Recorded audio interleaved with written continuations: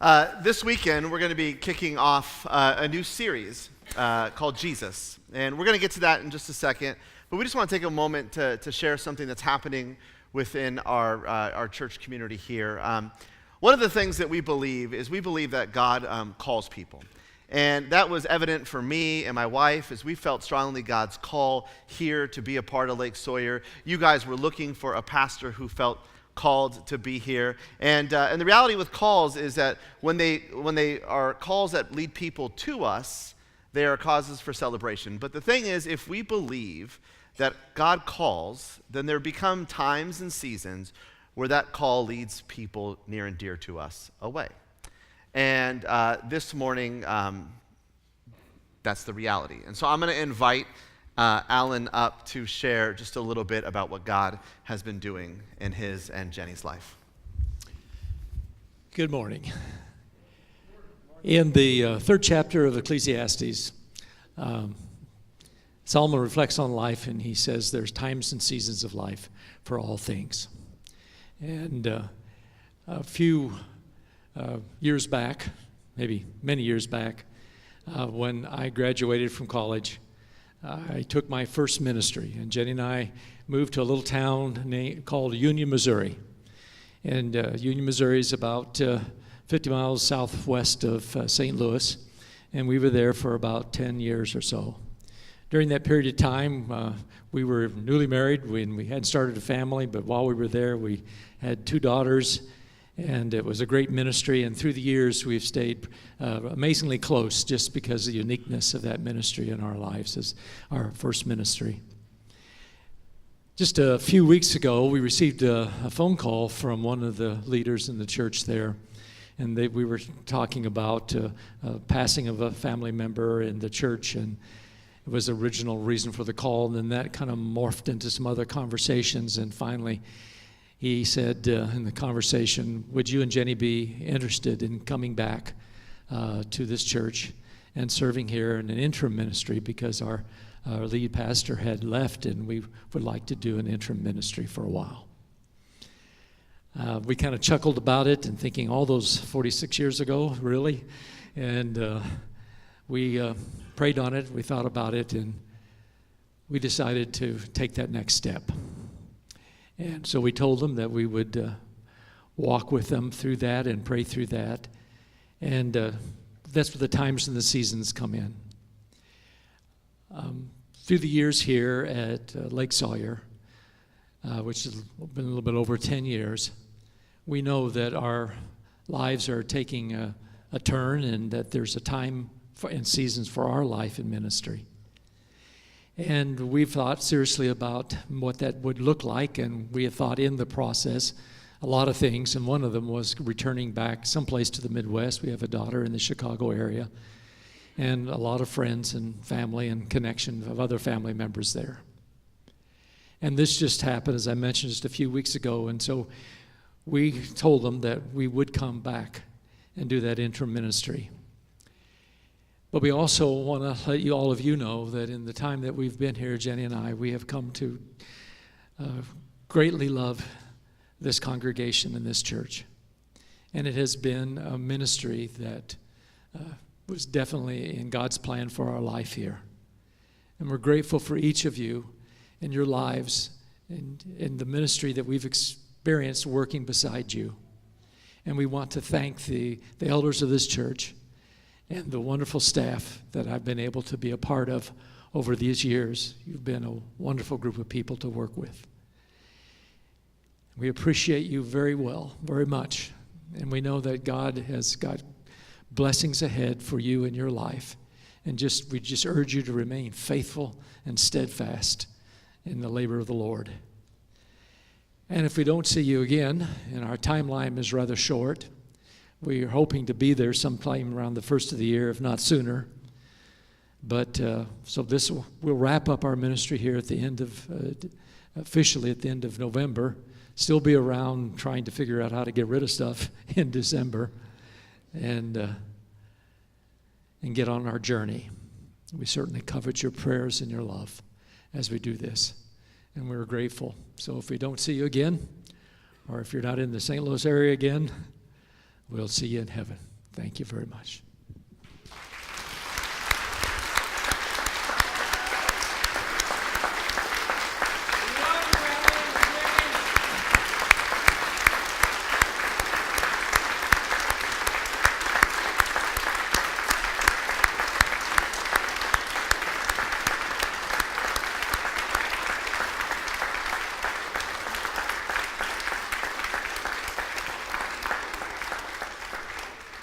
When I first arrived here, I had an opportunity to get to know some of the staff and to sit down and hear their stories. And one of those stories was Alan's story. And in that time, I just became so appreciative of the example and the model that he has been about faithfulness in ministry. And as we talked that day, he shared fondly about this church in Union, Missouri, and how it always had a special place in him and Jenny's heart.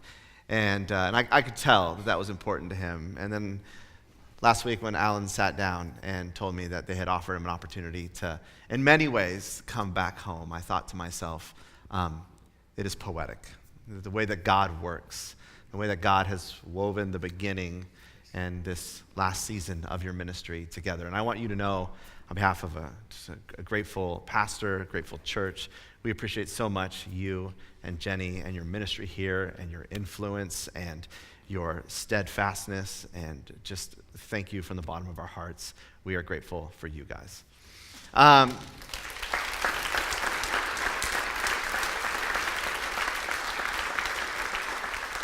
We want to let you know that we're going to take some time to honor their ministry, the Hannaford's ministry here.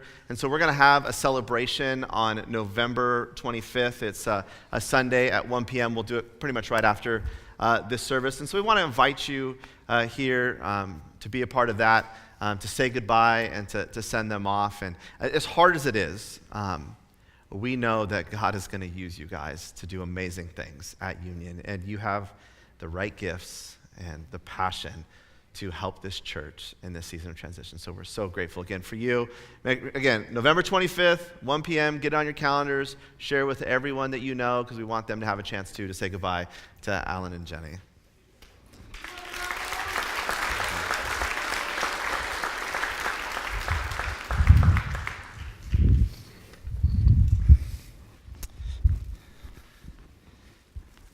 Now I'm going to attempt to give a message now. As I said just a minute ago, we're kicking off a new series this week called Jesus. And part of what got me thinking about this series was really just the differentiating views that people have when it comes to Jesus. You know, that's what that blank is for. Like when you talk about Jesus, you could fill in that blank with all sorts of things. My guess is if you asked 100 people who Jesus was or to tell you something about Jesus, you would probably get at least 50 different answers. And there'd be some agreement, some similarity, but again, there's vastly different views about Jesus.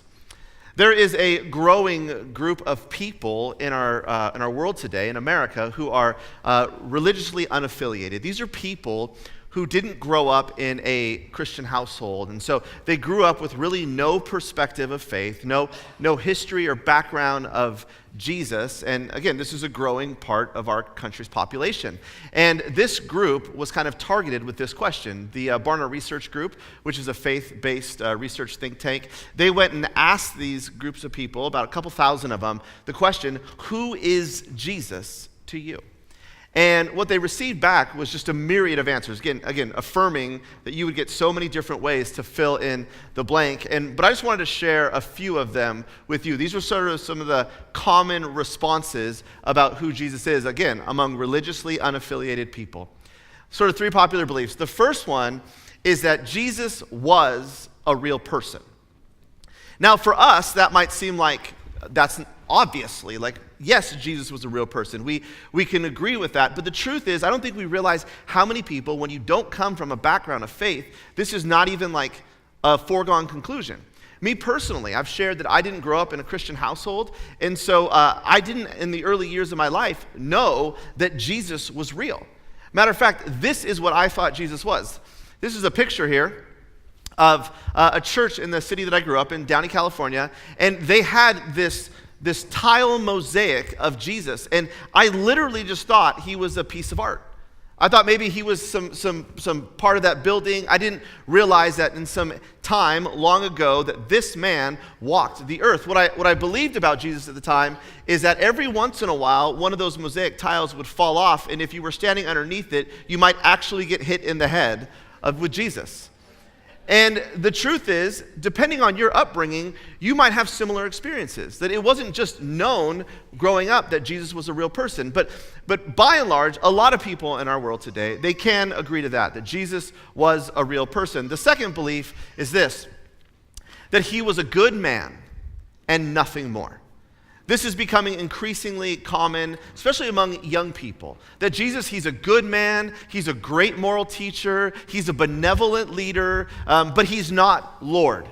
He's not God, he's just a good man.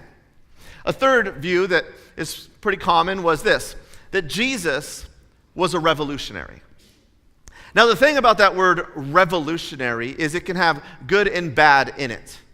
And a lot of it is just the perspective and sort of what side of history you sit on. So for example, when we look at our revolution, when we fought against Britain for our independence, we look at revolution as a good thing.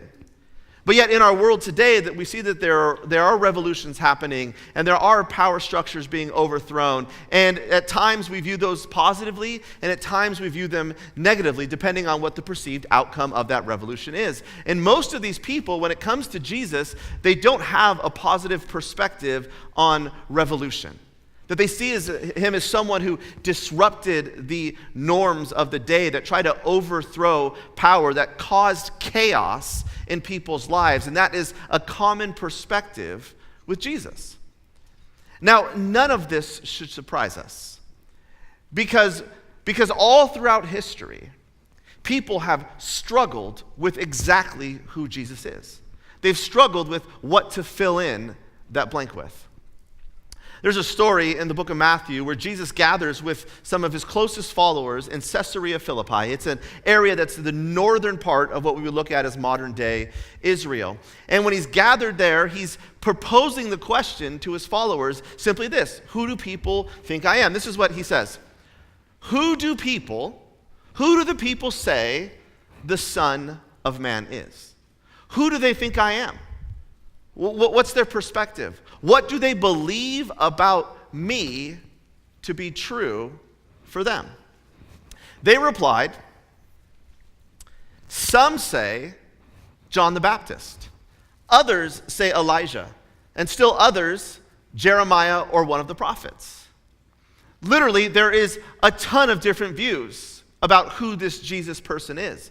And they're really not sure where he fits into their mold, what worldview, where he slides into their understanding of their faith and the world that they live in. And so there's this back and forth. Well, maybe he's John the Baptist. Maybe he's one of those prophets that came before who's back here today. There's a lot of debate as to exactly who Jesus is. But look what Jesus does. He says to his disciples, but what about you? Who do you say that I am? See, Jesus understands. He understands that for a lot of people, this is a difficult question to answer. He understands for some of the people who only know him from a distance, that it can be tough to know. But here he looks to his disciples, the people who know him best, and he says, who do you think I am? What do you think I'm all about? And Simon Peter answered, he says, you are the Messiah. You are the Son of the living God. Literally what he's saying is, you are the one. You are the one that all of Israel has been waiting for. You are the fulfillment of the promise. You are God. And here's the thing. Even if all of us could agree that that is true about Jesus, that he is God, which I know in a room like this, there's going to be some people who don't necessarily agree with that, but let's just assume all of us universally could agree that Jesus is God. The question then becomes, what does Jesus do? what does he do? What does he mean for humanity? You see, even today, people struggle with that answer. Just like we see those in the ancient times, those who weren't close to him struggled with coming up with some clarity on what Jesus did. Today, much of the secular world is debating who Jesus is and what Jesus does, but the reality is, just like the disciples, many of us in the church can come to some agreement on Jesus. We might conclude a few things. One, we might say that Jesus is Lord, that he's Lord. And the second thing we might say is that Jesus is love, that he's the embodiment of love, that he's the personification of love, that literally in Jesus we see the truest example, the truest model of love. And that's what we're going to unpack. That's what we're going to spend the next 4 weeks looking at. What is love? How does Jesus model love to us? And we're going to start this week by looking at this attribute of love where Jesus engages with us. He meets us and he meets our needs. And I don't think that that's an insignificant thing. This belief that Jesus can meet us in the midst of difficult times, in the midst of difficult seasons, that Jesus cares enough with us that he wants to be with us in both the good and the bad. The truth is, a lot of people believe unless their life is all together, then Jesus would want no part of them. When I invite some of my friends who don't normally come to church to come and to experience church, one of the most common things I get, the most common response I get is this: when I get my life together, when I get it all together, then maybe I'll come to church. It's this belief that we have to have life all together or we can't be with God. But those of us who've experienced and who have a relationship with Jesus know the opposite to be true. We know that Jesus meets us. He meets us in the best of times, but he's also there by our side in the worst of times, in the most difficult seasons in our life, where we have needs and life feels insurmountable. What we've come to realize for many of us is right in those seasons, Jesus is with us. And that doesn't matter if you're popular or if you're unknown. It doesn't matter if you sit on the top of social structures or at the very bottom. And here's how we know that. In Matthew chapter 8, Jesus begins to tell some parables. He begins to tell some stories about meeting people in their need, meeting people in difficult situations in life. When chapter 8 begins, we're told that Jesus is sitting up on a mountainside by himself. And Jesus loved to do this. It was an opportunity for him to spend time with God the Father. It was an opportunity for him to just have some space. But when Jesus comes down, immediately he's approached by someone who we're told has leprosy. Now, if you don't know anything about leprosy, it's not a good thing. Like leprosy, it is a flesh-eating disease. It will lead to the end of life. There was no cure. It was impactful for the person, but also it was highly contagious. Very contagious. So just being in the presence of someone with leprosy, you would risk getting leprosy yourself, which again, you could infect other people, would ultimately cost you your life. And so people who had leprosy were sort of outcast of society. They were put aside and no one wanted to be near them. And it's here in Matthew 8 that we're told that one of these lepers comes to Jesus. And this is what we read. Beginning in verse 1. The leper comes to Jesus and says, "Lord, if you are willing, you can make me clean." See, the thing here is it's not a question of ability. It's a question of willingness, which is a legitimate question for this guy to ask because up to this point in his life, no one was willing.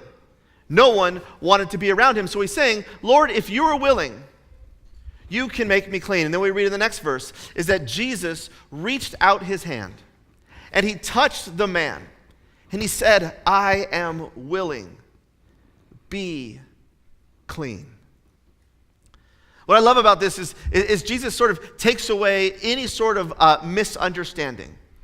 He wants to make sure that this leper knows that he is not only capable, but that he is willing, that this isn't something he's obligated to do. This isn't something that just happens by happenstance, that he wants to bring healing to this man.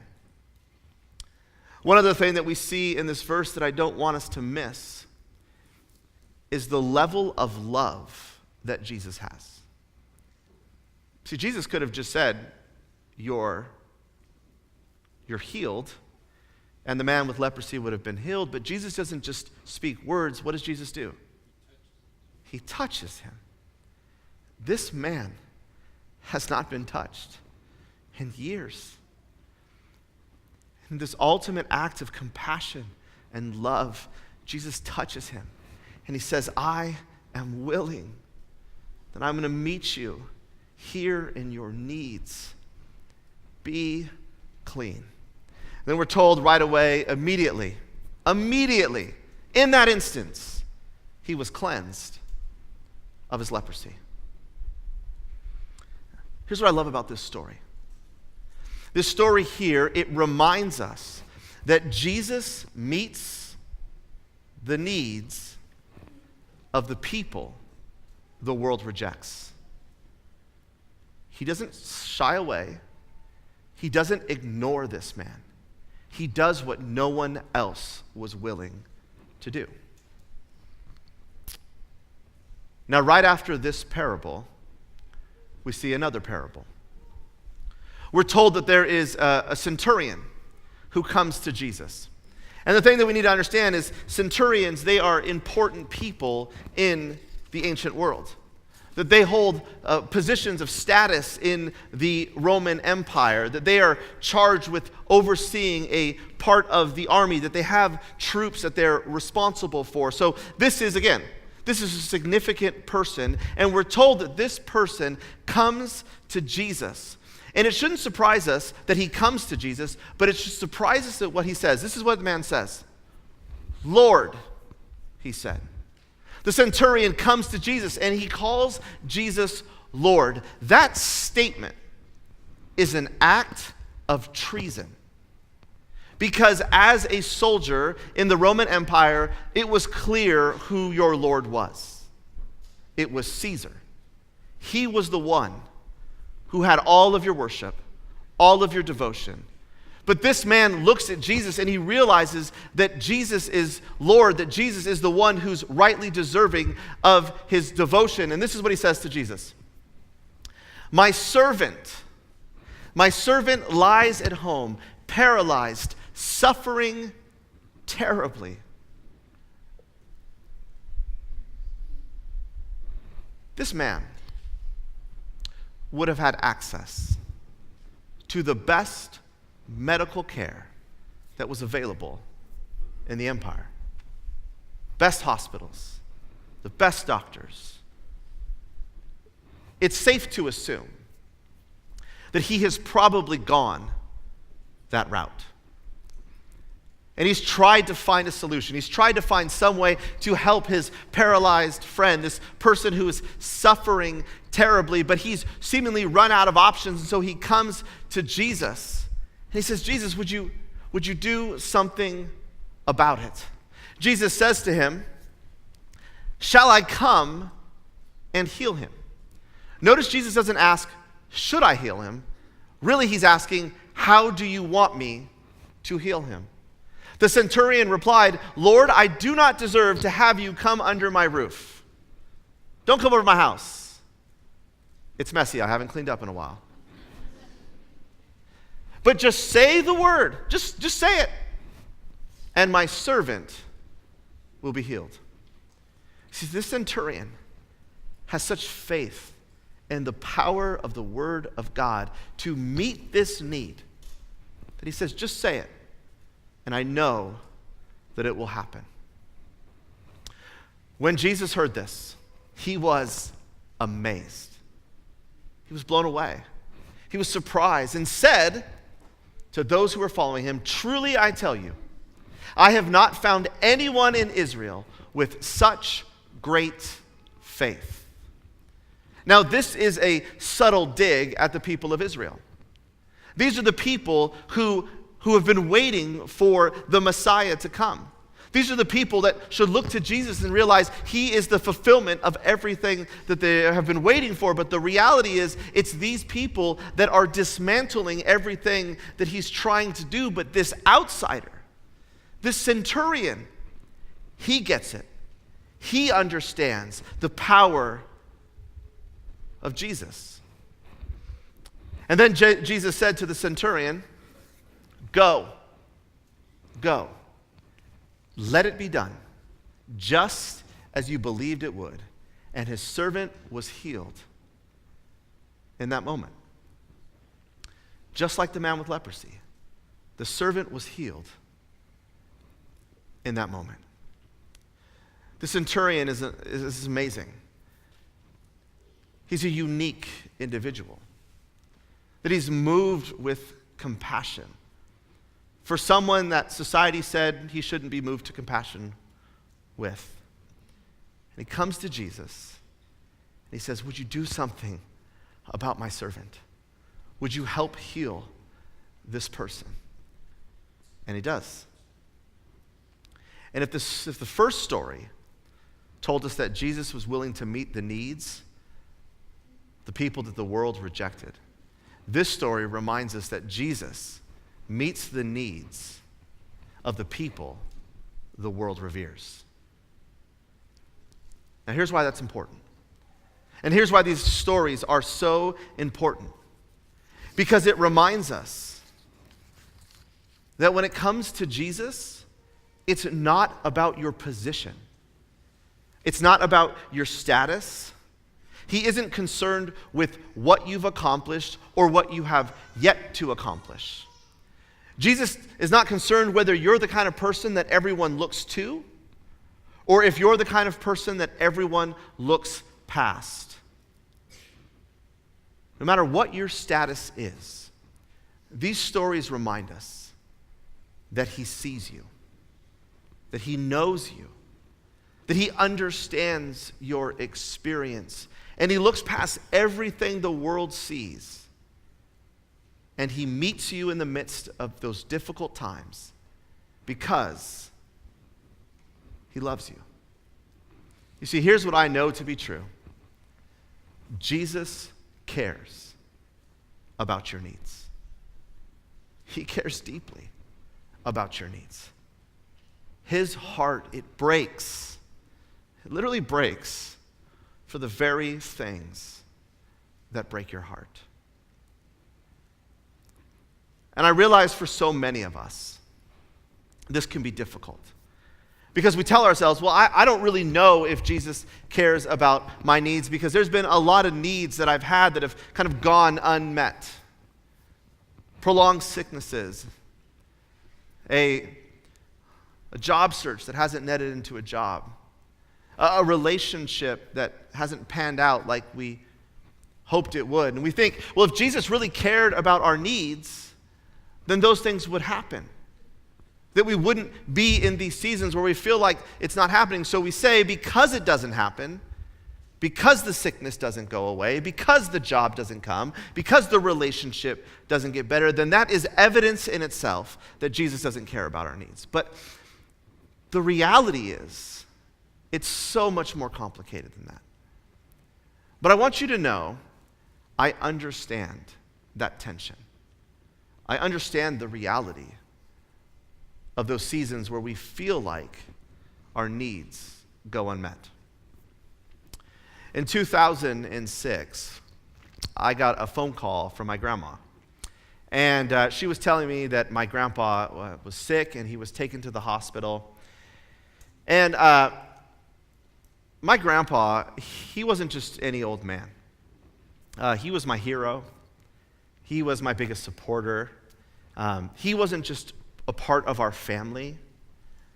My grandpa was a part of me. And so when my grandma called, I dropped everything to get to the hospital. And when I got to the hospital, my grandpa was in the ER, and I walked into his room, and he greeted me with this big smile that he has on his face all the time. And he began to tell me that he felt weak, but he was looking forward to to getting out of the hospital, and we shared a few laughs. He could always make me laugh. And then over the next couple hours, things took a turn for the worse as my grandpa started to slip in and out of consciousness. And I remember just being so overwhelmed with emotions, overwhelmed with the potential reality of what was happening. And I found myself down in the chapel of the hospital. I had never stepped foot in a chapel at a hospital before. But I was just there, and I was on my knees, and I was praying and pleading. I felt like I never needed anything in life as much as I needed God to heal my grandpa. When I got back upstairs, my grandpa had gone into full cardiac arrest. And I stood by his side and I held his hand. I cried, I prayed, and I cried and I prayed. And as minutes went by, it became clear that we would never laugh again. That season could have broke me. Because I'm not going to lie, I left the hospital thinking, God, you don't care about my needs. But what I came to realize is that because of that season, I became so much stronger. And that God did meet my need. He didn't meet it like I expected. He didn't meet it like I wanted him to. But he did meet me. He met me in that time, and he cared about my experience. He cared about everything I was going through. He was by my side, and he led me through that season to something better. A deeper faith, a deeper understanding of the power and the presence of God in our lives. Here's the thing. And we don't like to talk about it in this way. But if God met every single need we had, every time we had a need, exactly how we wanted him to meet it, he wouldn't be God. He'd be Santa. And none of us want to place our hope, our trust, and our lives in Santa. And so we have to acknowledge that there is something bigger that's happening. And I'm not even going to stand up here and pretend to tell you that I understand it all, because I don't. What I do understand is that I'm one piece, albeit an important piece, of this beautiful tapestry that God is weaving together. And in the midst of those difficult times, even if my prayers go unanswered, as I lean in and press into him, I'm reminded that he cares about my needs. And I want you to have that same experience. But here's the thing. For you to have that experience, we have to bring our needs to him. We have to bring them to him. It's the one consistent thing that we saw in each of these stories.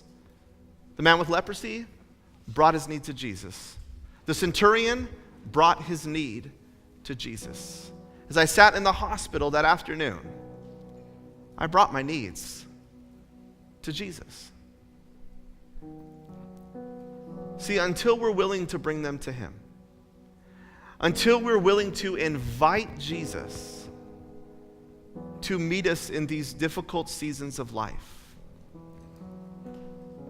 we will never experience what he can do through them. And I know that can be scary. I know it can be overwhelming, because I realize that for so many of us, we like to hold on. We like to be in control. We like to manage our lives. And the reality is, much like the centurion, we only go to God when we've seemingly run out of every other option. But what I want you to know is that's not what Jesus wants for you. That he doesn't want you to go through these seasons of difficulty and isolation and alone. But that he wants to sit there by your side and walk you through them. But to get to that point, we have to be willing to bring our needs to him. So this is the question I want to ask all of you. What do you need to bring to Jesus? What is it? I realize for many of you, when I ask that question right away, you know exactly what it is. For some of you, you need to ponder. But what is it? And here's the challenge. When you come to identify exactly what that is, will you be bold enough to leave it at his feet? To truly let go? Because when we do let go, when we trust that Jesus will meet us in the midst of our needs, then we'll experience peace. We'll experience hope. And we'll begin to see a future. What do you need to bring to Jesus? And just let go. And allow him to love you in that moment. Let's pray. God, I'm so grateful for these stories. I'm grateful for the reminder that status is unimportant. The position, perception, that you don't look at that. That you meet all of us. Those of us who the world rejects, those of us who the world reveres, and every single one in between. And God, I pray that we would have the strength and the willingness to look at our needs and to hand them over to you. So God, this week I pray that you help us identify what those are. That we'd have clarity, and that we would have the strength to lean into you in the midst of the difficult times of our lives. We're grateful for you. And it's in your name we pray. Amen. I want to encourage you, if you are newer here to Lake Sawyer, if you would join us over here at the Connection Zone. We have a team of people who would love to engage with you over there, help answer any questions that you might have. Also, if you didn't turn in your Operation Christmas Child box yet, you can go put them on the stand over here, run out to your car and get them, bring them up over here, and just know that what you've done is making a huge impact in children's lives all around the world. And so thank you so much for your generosity. Thank you so much for being here. Oh, I did forget one thing. Go Rams. Have a great week.